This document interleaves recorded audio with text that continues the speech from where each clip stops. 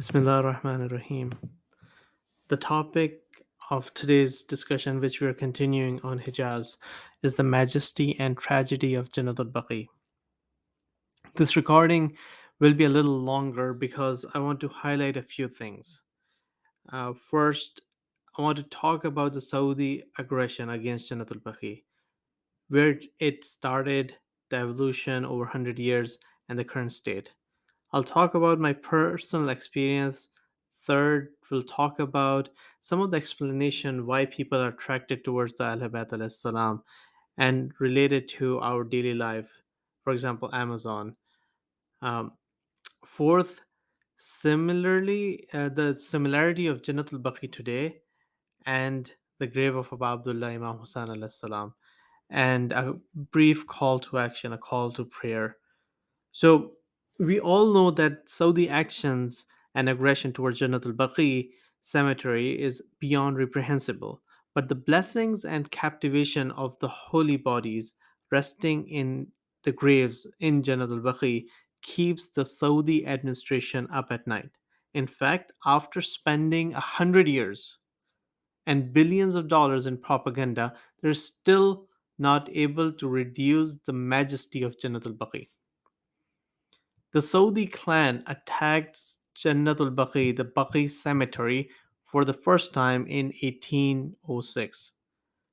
Since 1925, when the Saudi clan captured Yathrib and destroyed Baqi for the second time, they have tried their utmost to deter people from visiting the cemetery by destroying signs, advocating that there is nothing of substance here, justifying their actions through hadith, which is displayed on big boards, and degrading the importance of those buried here by highlighting others.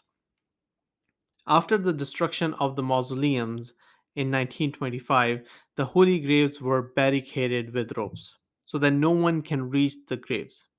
Then the barriers were moved farther away and a thick fence was installed with active police patrol. The fence was then converted into a permanent grill with hadiths displayed to minimize the importance of Ahl Bayt al-Islam. This was followed by a double barrier with religious police stopping people from reading ziyarah, taking pictures, or standing and praying in respect. The religious police also used this opportunity to brainwash people with Salafi ideology.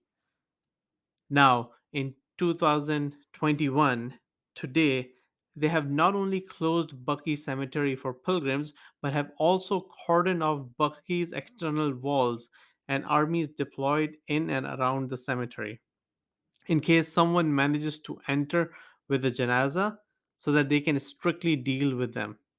Furthermore, they have put garbage cans facing Baqi on each pillar near the cemetery in the courtyard of the Prophet's mosque so that people don't stand near the pillars and face Baqi to recite ziyarah.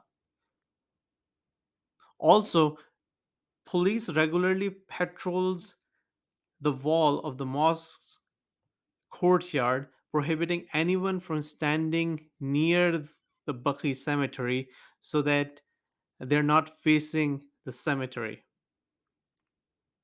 After all of this, there are two things to ask. What kind of discrimination and encroachment on public liberty is this? Especially we living in a free world? What kind of freedom is this in 2021? And is this only the property?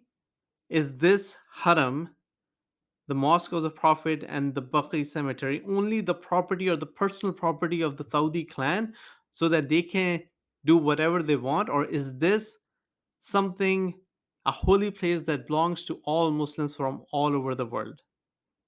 And the second question that we should ask, or I'm asking myself, is that with all these restrictions, what have Saudis actually achieved? And I would argue that all of these efforts have not reduced the enamor, attraction, and majesty of Janatul Baqi at all. In fact, it has attracted, or in fact, it has expanded and amplified that value. And I can challenge that if Janatul Baqi and Yathrib are free today, thirsty pilgrims will flock from all over the world. And why do I say that? Because I saw something really interesting one day. On my first day in Medina, after reading the Ziyarah and visiting the Prophet, as I mentioned before, I tried to go to Janatul Baqi to visit the Imams, but it was closed. So what did I do?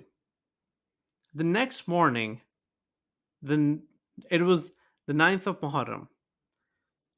After Fajr, I saw a janaza, and for some reason, it was going on foot. I joined them to enter Baqi. Now, before I tell what happened, just imagine at this point in the Prophet's mosque. This is in the middle of pandemic. There are not a lot of people. Most of the Medina looks deserted with very few pilgrims. There are only local workers and visitors from select countries allowed. As the janaza entered, the army tried to stop the crowd, but the crowd, even though it was a really small crowd, pushed through the barricade and the army to make its way on the ramp of the cemetery. There was some power that pulled the people towards Baqi. This shows that there is still some flame inside the people that hasn't been extinguished, even though they might not know about it.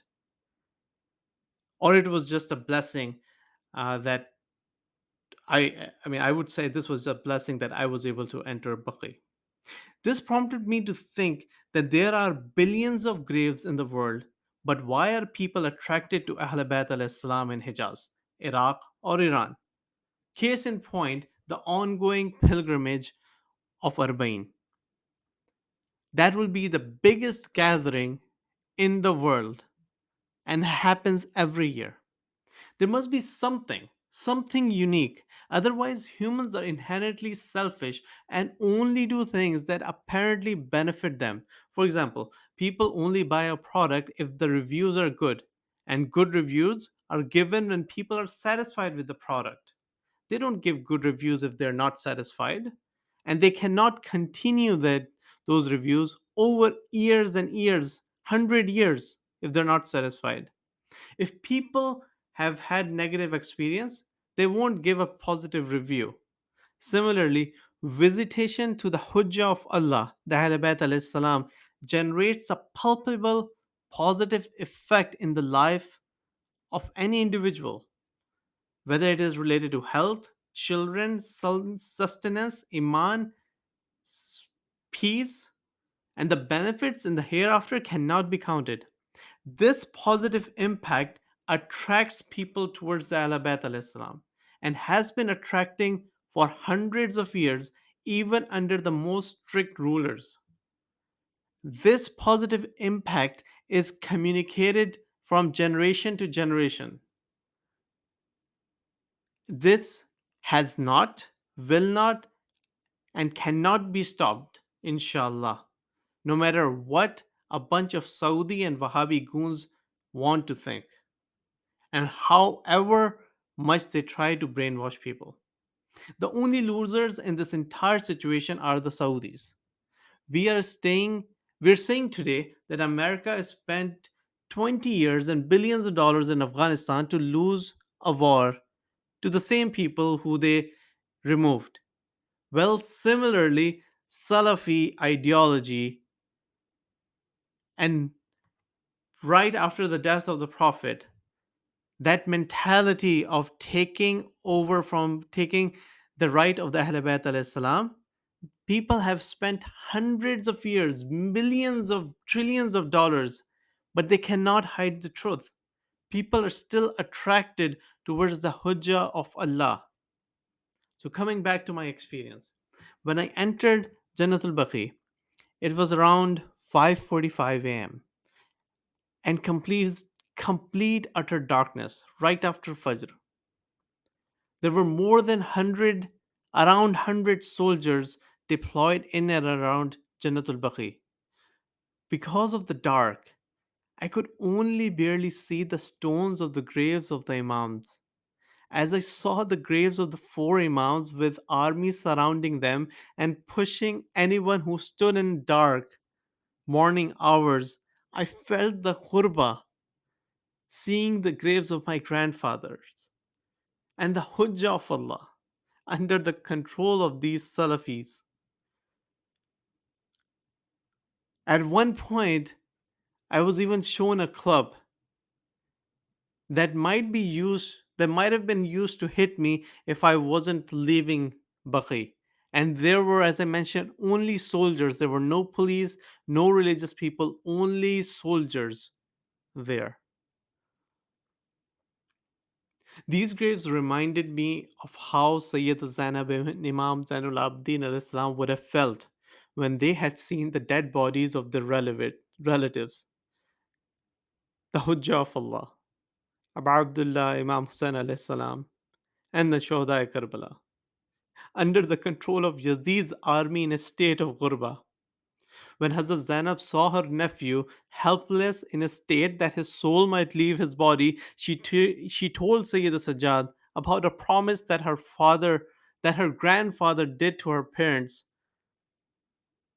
Sayyida Fatima Zahra and Imam Ali alayhi salam, that one day a shrine will be built and pilgrims will descend over the land of Karbala from all over the world. Hussein will not be Gharib. But when Sayyid Zainab returned from Syria to Karbala on Arba'in, she saw some graves under the sun. She started crying. She said, I hoped that there will be a shrine, a mosque on the grave of Abu Abdullah, Imam Hussein alayhi salam. But there is no shade, no pilgrims. When will the pilgrims come? Today, that is the state of Janatul Baqi in 2021. There are no shrines, there are no shade, there is no writing, there is no gravestone, there is no pilgrim, just pure ghurba, darkness at night, heat, extreme heat during the day, no Shia, no Noha, no Majlis, no Quran.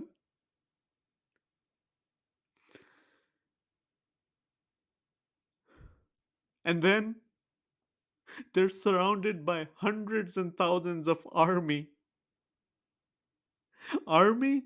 who won't hesitate from hitting or killing Shias of Ahlul Bayt alayhi salam just because they are loyal to the family of the Prophet, just because they came to visit the graves of Ahlul Bayt alayhi salam. We always say that if we were in the time of Imam Hussain alayhi salam or with other Imams, we would give everything for the Imams. Dear brothers and sisters, six Masumeen are Mazloom today within point less than a quarter mile apart, and their Shia are Muslim. If their broken graves can't wake us up so that we stand up to support them, what else will wake us up? May Allah give us the strength to make a difference and to free Hijaz from oppression so that the blessings of Muhammad and Ali Muhammad can be experienced by the humanity and the illegitimate and incorrect ideologies taken down. Bismillah ar-Rahman ar-Rahim. Rabbi khfirli wa li walidayya wa liman dakhala baytiya mu'minan wa lil mu'minin wal mu'minat wa la tazid az-zalimina illa tabara. Allahumma salli ala Muhammad wa ali Muhammad.